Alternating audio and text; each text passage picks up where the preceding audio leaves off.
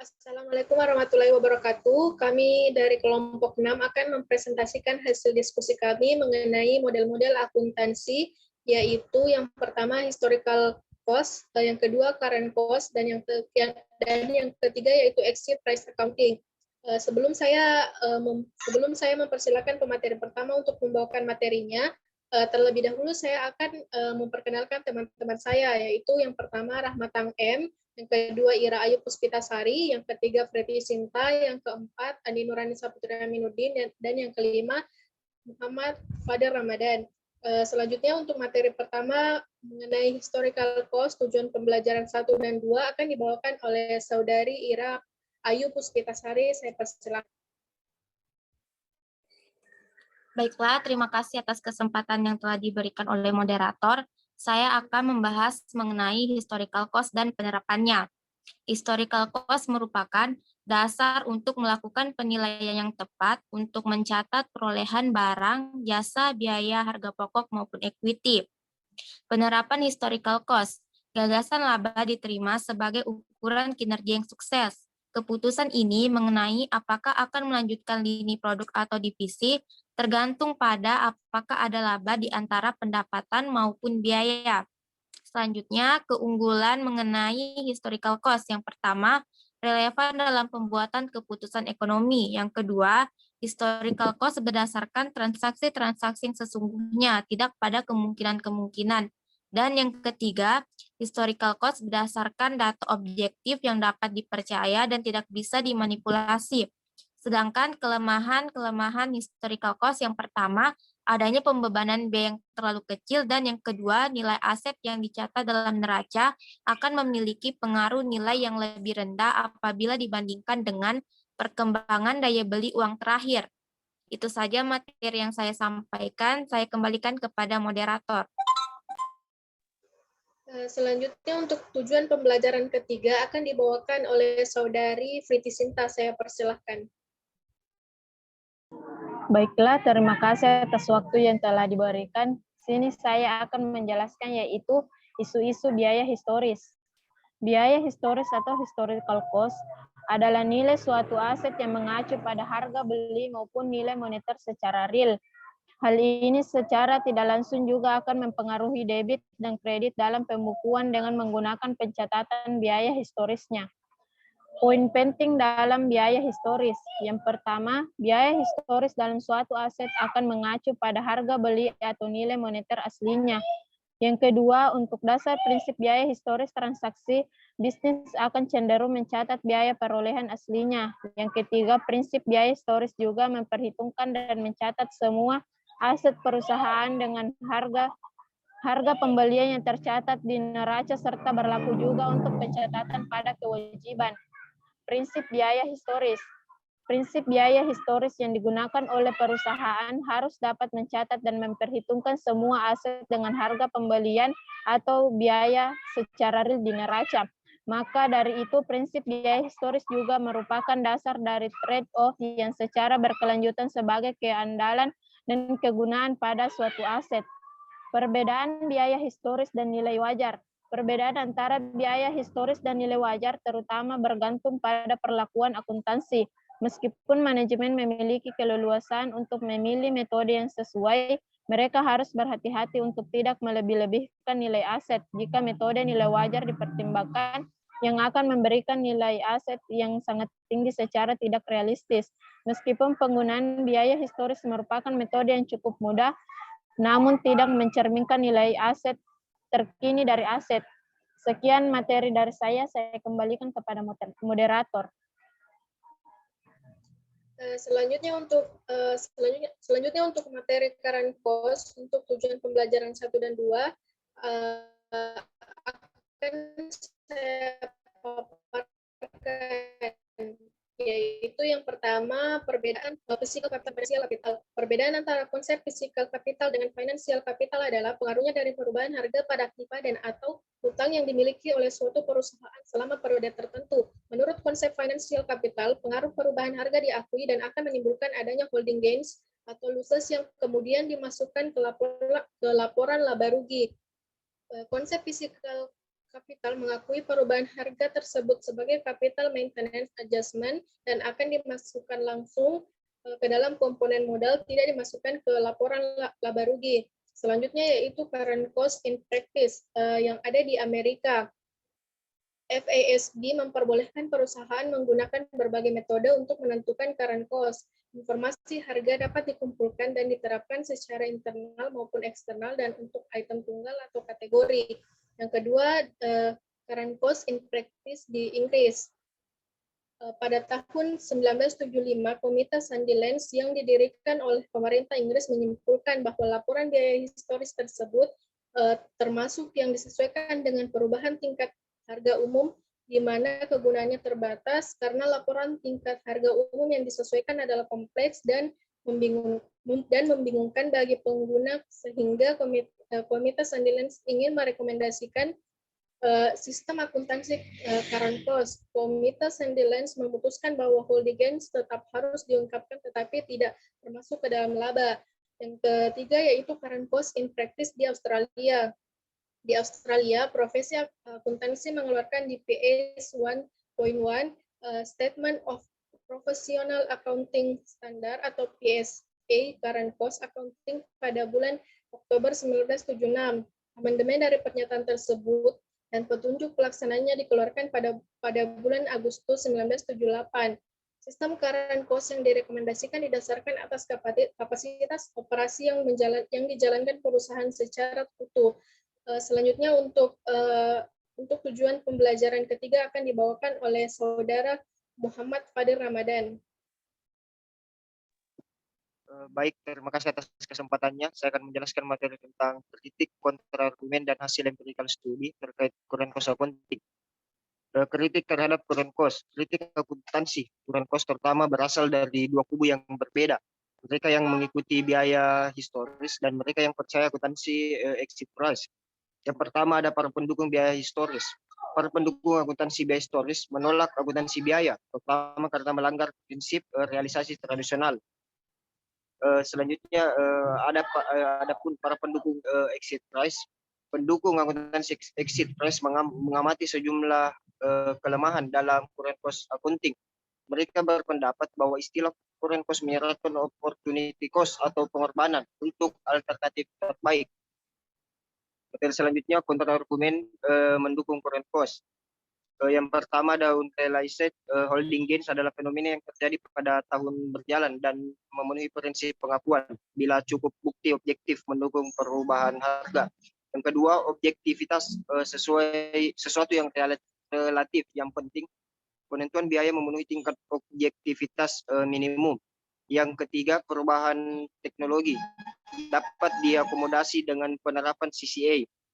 Yang keempat, entry price merupakan metode penilaian normal dikarenakan exit price memunculkan penilaian anomali karena tidak memperhitungkan biaya transportasi, biaya pembongkaran dan pemasangan dan akses yang tidak sempurna atas pasar. Yang kedua, exit price mengimplikasikan pendekatan jangka pendek laba yang positif dengan pendekatan exit price. Berarti lebih berharga bertahan pada usaha yang ada pada likuidasi. Yang ketiga, penggunaan exit price pada persediaan barang jadi berarti mengantisipasi laba sebelum titik penjualan. Persediaan dinilai lebih besar daripada biaya berjalan. Selanjutnya hasil empirical study. Yang pertama, studi empiris UC menggunakan model simulasi komputer. Sebuah tim peneliti di University of Texas meneliti perbedaan antara laba biaya historis dan pendapatan nilai saat ini. Yang selanjutnya empirical study yang di luar USA. Yang pertama ada Australia dan Selandia Baru. Materi selanjutnya tentang exit price accounting. Yang pertama argumen pelaporan exit price accounting. Yang pertama ada menyediakan informasi yang berguna. Pada masa sekarang dengan banyaknya jumlah pemegang saham pada suatu perusahaan menyebabkan laporan keuangan perusahaan sebagai media informasi utama mengenai perusahaan tersebut, sehingga laporan keuangan dari akuntan eksternal menjadi sangat penting. Yang kedua, pengambilan keputusan yang adaptif. Chambers telah mengajukan pendapat secara komprehensif mengenai exit price accounting dalam continuously contemporary accounting dan dikembangkan menjadi current cash equivalent. Chambers melihat bahwa perusahaan sebagai suatu entitas yang adaptif terlibat dalam pembelian dan penjualan barang dan jasa. Dalam bisnisnya, sebuah perusahaan harus dapat ikut serta dalam transaksi pasar, dan hal ini diungkap dalam laporan keuangan pada lingkungan pasar, monetary asset, dan liabilitas, dan dapat ditentukan dengan harga pasar. Yang ketiga, informasi yang relevan dan dapat dipercaya. Sterling yakin bahwa ada suatu metode terbaik dalam menentukan keuntungan. Kriteria dalam menentukan metode penilaian mana yang terbaik. Yang terbaik adalah metode yang memberikan informasi lebih banyak, di mana isi informasi tersebut harus relevan dan dapat dipercaya. Yang keempat ada addictivity. Chambers mempertimbangkan masalah adiktif menjadi faktor kunci dalam mendukung akuntansi.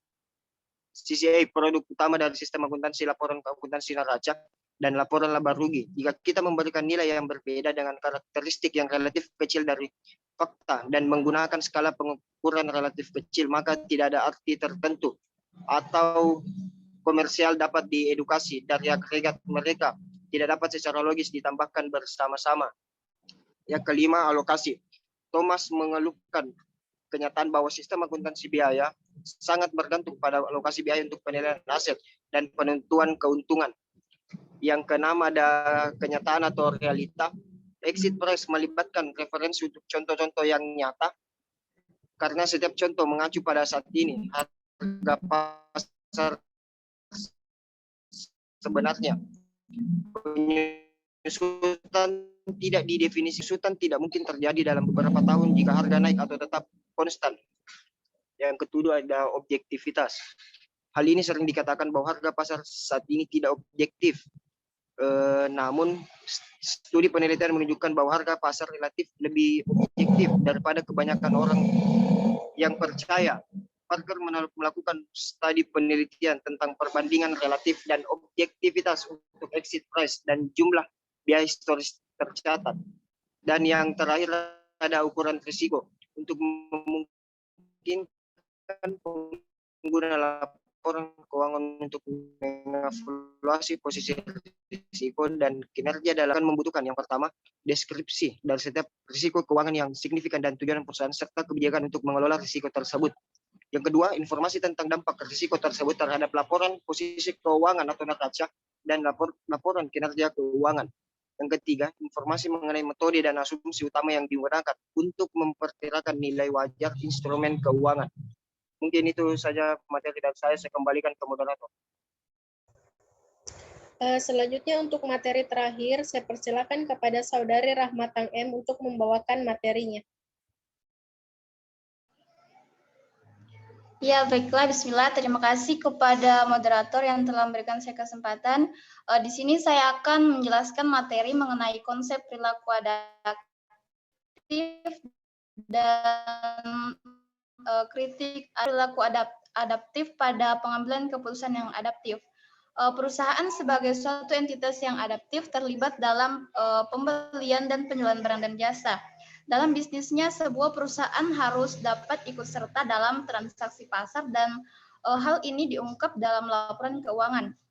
Pada lingkungan pasar, monetary asset dan liabilities dapat ditentukan dengan harga pasar. Contohnya, harga beli atau current cost tidak menampakkan kemampuan masuk ke dalam pasar dengan cash untuk tujuan adaptasi. Sedangkan harga jual atau current cash equivalent menunjukkan harga realisasi pada dasar likuidasi. Ketika perusahaan membeli aktiva tidak lancar, ia akan mengubah kemampuannya untuk beradaptasi. Jika aset tersebut dibeli untuk kas, penurunan saldo kas perusahaan menyebabkan berkurangnya kebebasan untuk berinvestasi pada yang lain. Jika aset tersebut dibeli secara kredit, hal ini mengurangi kemampuan perusahaan untuk memperoleh kredit lebih lanjut. Tetapi konsep perilaku adaptif melihat perusahaan selalu siap untuk tindakan membuang aset jika hal itu merupakan yang terbaik.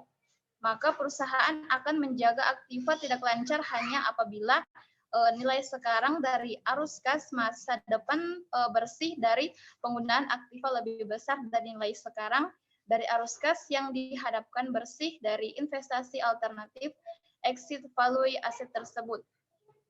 Oleh karena itu, perusahaan harus mempertimbangkan apakah kesempatan alternatif memberi keuntungan yang lebih besar jika aset non-lancar mereka jual atau diinvestasi.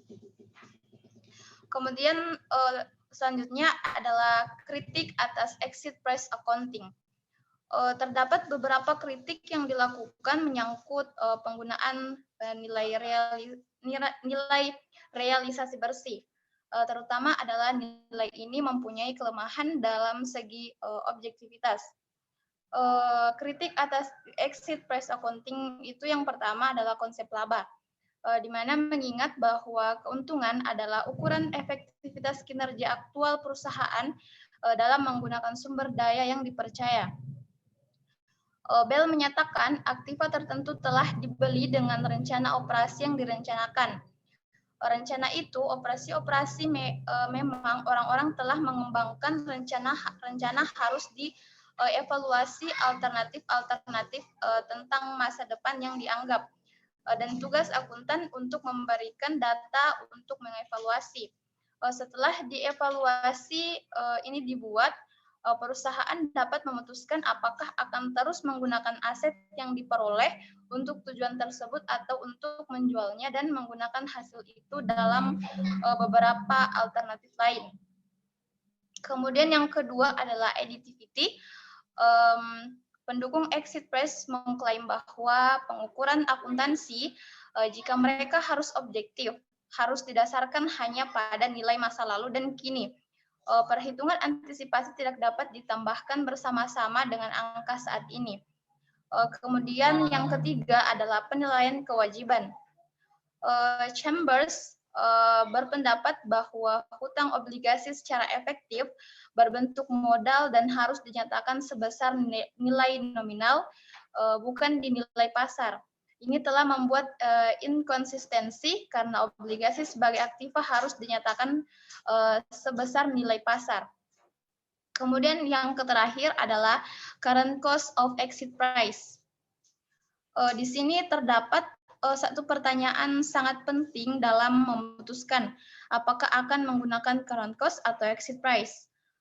Teori current cost berpendapat bahwa harga entry adalah metode penilaian normal dibandingkan exit price karena alasan berikut. Yang pertama itu menggunakan harga keluar mengarah ke revaluasi anomali atas perolehan karena segera setelah nilai pembelian biasanya harga jatuh sehingga kurang dari harga perolehan. Yang kedua itu menggunakan harga keluar menyiratkan pendekatan jangka pendek untuk operasi bisnis karena salah satu tertarik pada nilai-nilai di posisi dan likuidasi.